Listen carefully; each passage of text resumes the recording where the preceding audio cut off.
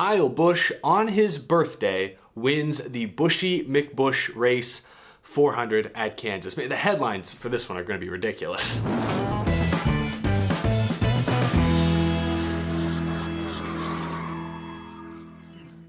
How's it going, y'all? My name is Eric and welcome to Out of the Groove. We've got a lot to talk about today. We're talking all things Kansas, some good, some bad. 10th different winner in 11 races. Several top contenders take themselves out late in this race, and then NASCAR Race Control makes perhaps the most egregious call I have ever seen them make. This is becoming a trend that I do not like. We have a lot to talk about, but before we get to all of that, I want to offer my sincere condolences to Eric McClure's family and friends. It was revealed this morning that former NASCAR Xfinity Series driver and team owner Eric McClure passed away at the age of 42. The cause has not been made public, but certainly a tragedy that I think shocked the entire racing world this morning. Eric McClure last raced in NASCAR in 2016.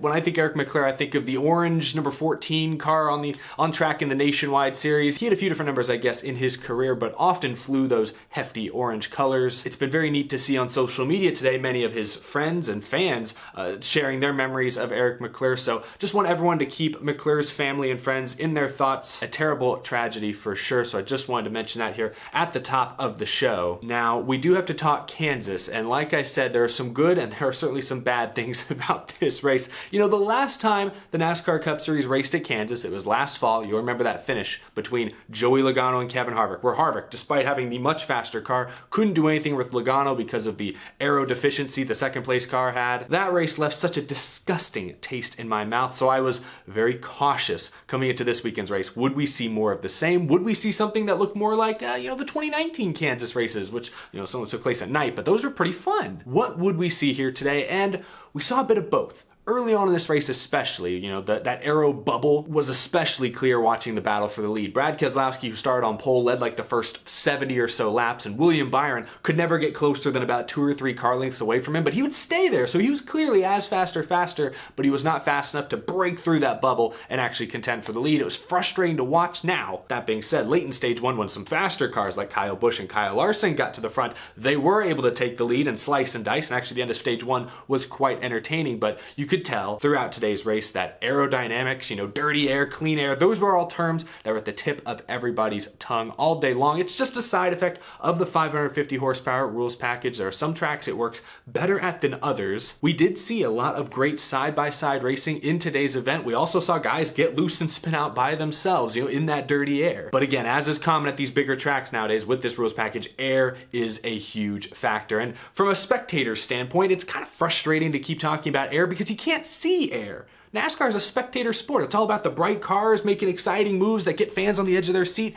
It's hard to get on the edge of your seat when you're watching something that you literally cannot see. Only Dale Earnhardt, from what I've heard, can actually see air. It's not fun to watch invisible forces prevent your favorite drivers from making the move you feel like they should be able to make. So some frustrating moments in today's race, but we'll talk about the racing and more broadly at the end of this episode, and I'll put it on the Groovy Gauge. I want to begin by talking about Kyle Busch getting his first win of the season. Remember last year it took 34 races, a career worst for Kyle Busch, before he finally found victory lane. Only 11 races in, Kyle Busch is back. He also did win at the Daytona Road Course, the Busch Clash, before the season, so he's actually in victory lane for the second time this year. First time where it counts for points, locks himself into the playoffs. Great for Kyle Busch. He was one of the best cars all day long, easily top 3 from the get-go. He actually won stage 1 by beating Brad Keselowski and Kyle Larson there in the closing stretch. He finished second in stage 2, but all day long he was in contention. He and Larson seemed to have the 2 best cars late in this race. Larson got a bad restart. I think it was the second to last restart. Larson did not get a great push from Brad Keselowski in the outside lane. Kyle Busch getting pushed, I believe, by Ryan Blaney, got a huge shot. He was able to clear the pack before one of the several spins late in this race occurred. And then on the final restart, Busch, in total control, was able to hold off the hungry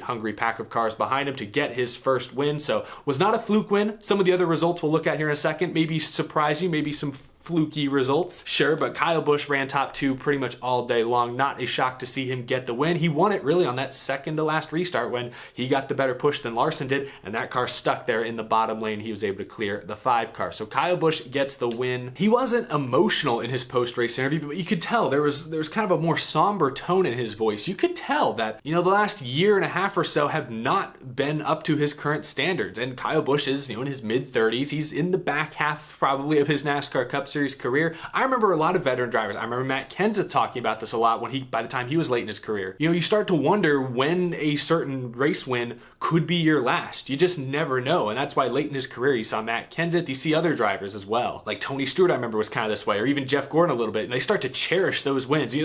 Jeff Gordon had won 90 races plus, Matt Kenseth had won 30 plus races. Like, they've won a lot of races, but even veteran drivers begin to cherish each win more and more the later they get into their career. That's kind of the vibe I got from Kyle Busch in his post-race interview. A little bit of a different tone than we're used to seeing from Rowdy. So I thought that was pretty interesting, but certainly a well-deserved win, and an important win because now 10 winners in 11 races mean there are only 6 playoff spots still available. We always joke every year, could this be the season we see more than 16 winners? And, we've never really come that close to doing it.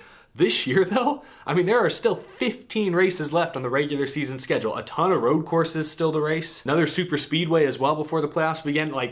At this rate, it seems highly likely that we could hit 16 or more different winners. If that's the case, guys sitting on the bubble right now are likely under a ton of pressure, knowing that a win may be what it takes to make the playoffs. That's what makes, Stenhouse getting wrecked late in this race, or actually wrecking himself and then getting wrecked, really key, because he came into the day, I think, 15th in points. And man, when there's already 10 different winners, every point there around that bubble matters even more if you want to have any chance of possibly pointing your way in. A lot of those drivers got to be looking at win or bust at this rate. So definitely dramatic, going to be something to watch over the course of this summer. Let's talk about some of your other top finishers from today's race. Kevin Harvick ends up second. He had a pretty solid day, was in the top 5, top 10 most of the race. A late race penalty for an uncontrolled tire put him well back in the field, but late in this race he took 4 tires in one of the final cautions, had a couple great restarts, got up to second. So a very good run for Kevin Harvick. You'll notice there are no other Stewart-Haas cars on this list. In fact, there was only one other SHR driver even in the top 20, and it was Briscoe in 20th. I hate to keep beating a dead horse, but Stewart-Haas Racing is awful.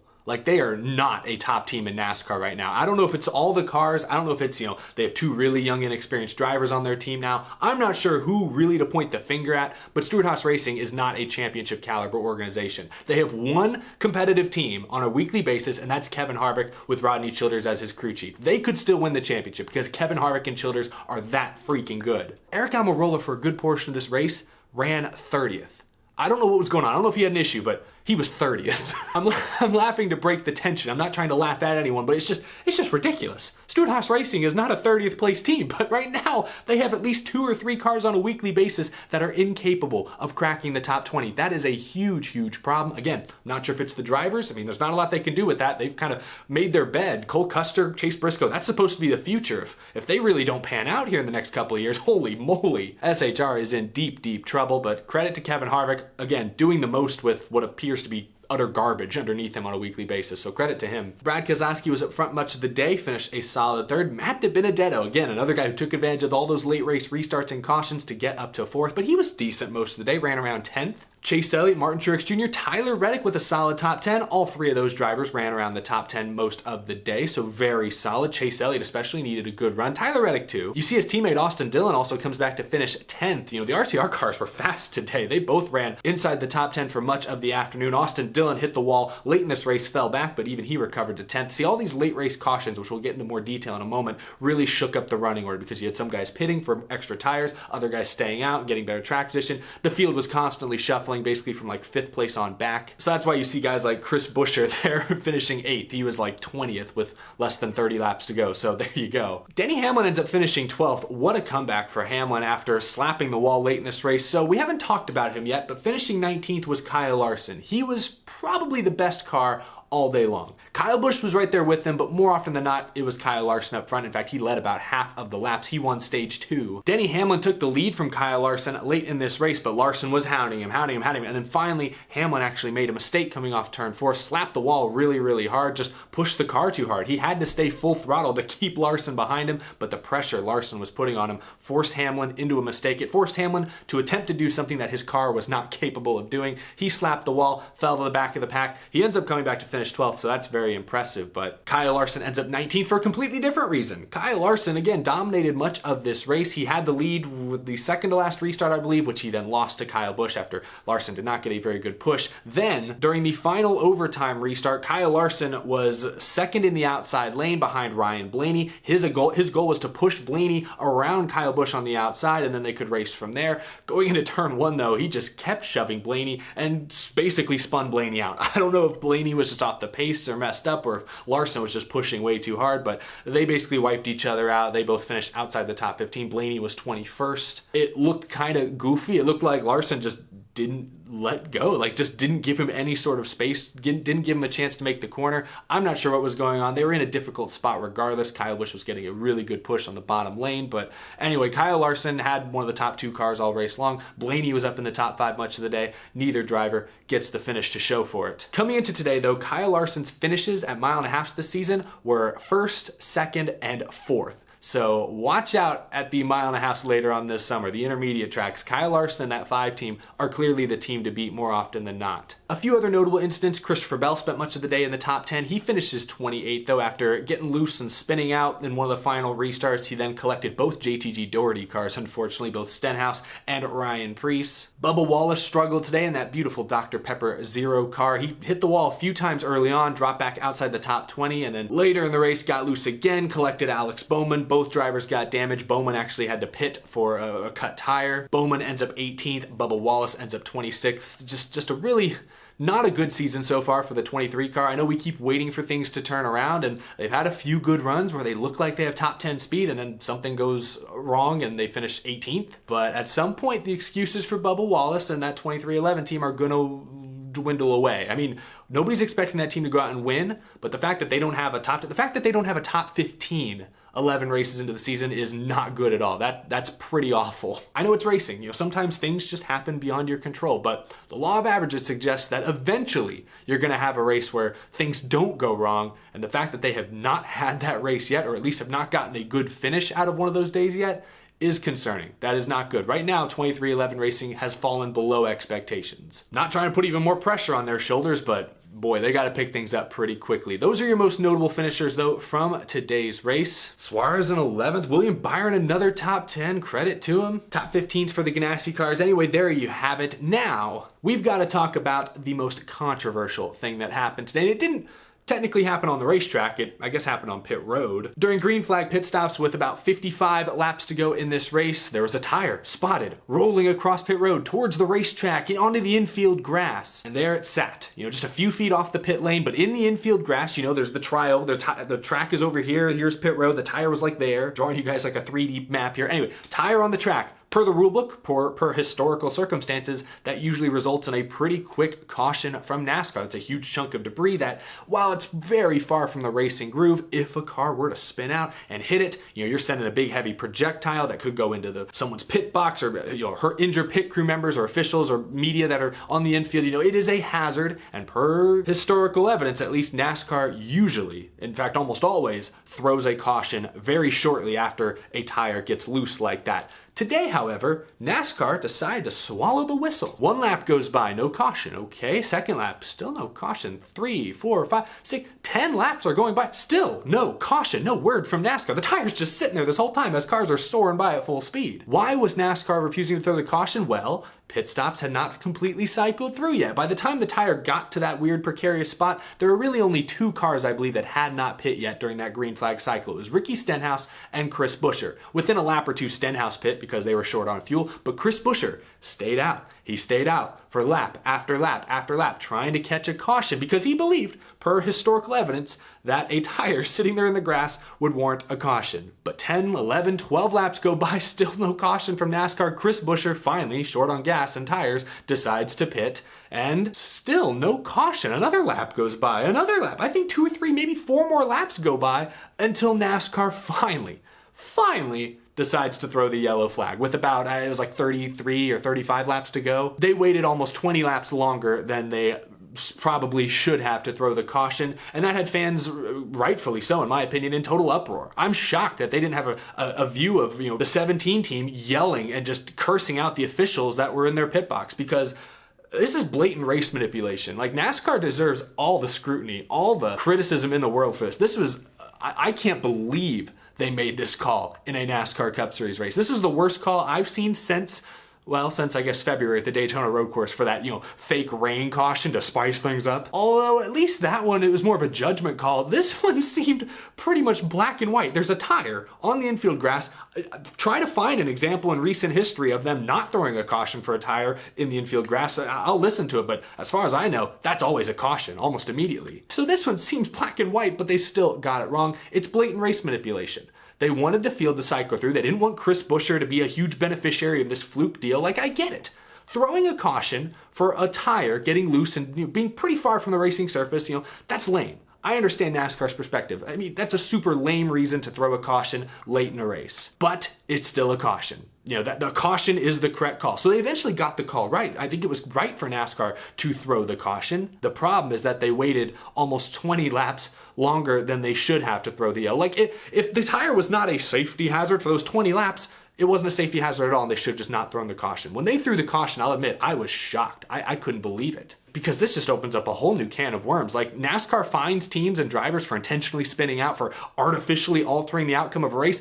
They should fine themselves $50,000 for this one and divvy up that money between the JTG Doherty and Roush Fenway teams they effectively screwed over by not adhering to their own rule books and consistencies. Like, I don't know what NASCAR is thinking here, so I don't have anything good to say about it. You know, at the end of the day, did it play a huge role in the outcome of this race? Like, no, not really, because again, I believe throwing the caution was the correct call. The only people that really screwed over or affected were, you know, Chris Buescher and maybe Ricky Stenhouse Jr., who, if NASCAR throws the caution immediately, as they probably should have, Buescher and Stenhouse probably end up around 10th or 12th on the restart as opposed to like 20th or 25th, wherever they ended up being. So basically Stenhouse and Buescher are the ones that really got screwed in the deal.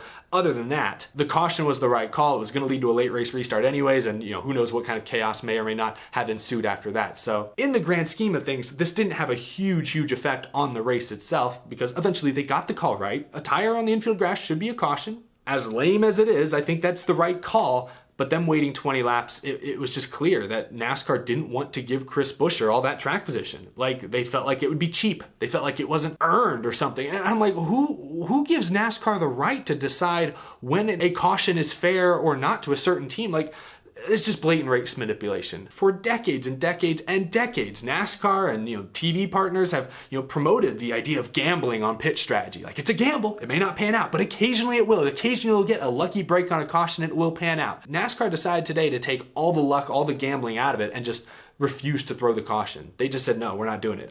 It's ridiculous. It's absurd. I'll be really curious to see how Steve Phelps or Steve O'Donnell or Scott Miller, whoever it is, I'll be curious to see how they explain this call, because there's no way they can justify it. Absolutely not. They're just going to be making something up, and it'll be hilarious to watch them sweat. It was a terrible call. I'm going to leave it at that. NASCAR needs to do a better job at removing themselves, removing their judgment from the situation. This seemed like a black and white call, and somehow they got it completely wrong. So NASCAR deserves all the criticism in the world for that. That's all I really have to say. Let's wrap this episode up by putting this thing on the groovy gauge. Again, the last time NASCAR raced at Kansas, I basically said that I'm done with this current rules package, that I hope the next gen car does not race anything like how this current 550 package races at these 1.5 miles. And I still stand by that even after today's race, which was pretty decent. Again, as bad of a decision I think it was by NASCAR to wait 20 laps to throw that caution, throwing the caution was still the right call at the end of the day. So all those late race restarts, I think, were supposed to happen. And yes, it got a little sloppy, got a little chaotic. You had contenders taking themselves out of the race, like Hamlin hitting the wall, like Larson and Blaney getting together. It got a little crazy, it got a little funky, it messed up the finishing results a little bit, got some new names up there, but Kyle Busch had one of the fastest cars all day long, getting the win, a deserving winner. That always is a positive in my book. Restarts were crazy, the long runs were hit or miss. Like, stage 1 ended with a long run, and we saw 3 or 4 cars under a blanket swapping the lead back and forth in the closing laps. That was great. But then stage 2, after pit stops, Kyle Larson had like an 8-second lead, and, you know, nobody contested Larson at the end of stage 2, so that was kind of stale. It was hit or miss, but overall I'd say this race hit more often than it didn't. The terrible tire caution call by NASCAR definitely leaves me a bit frustrated, but as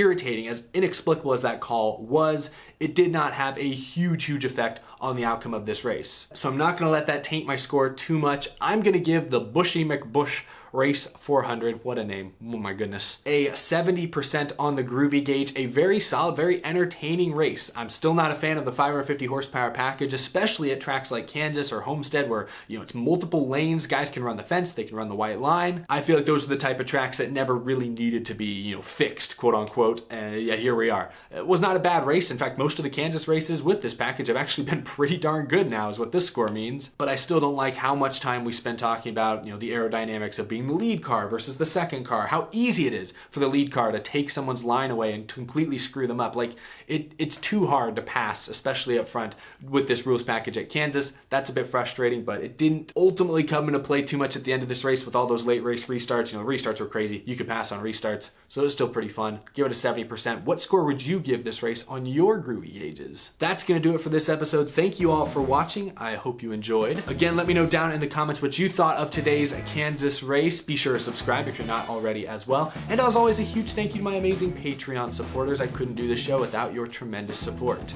We'll have plenty to talk about this week, I am sure. Thank you all for watching. I will see you in the next video. Have a great rest of your weekend.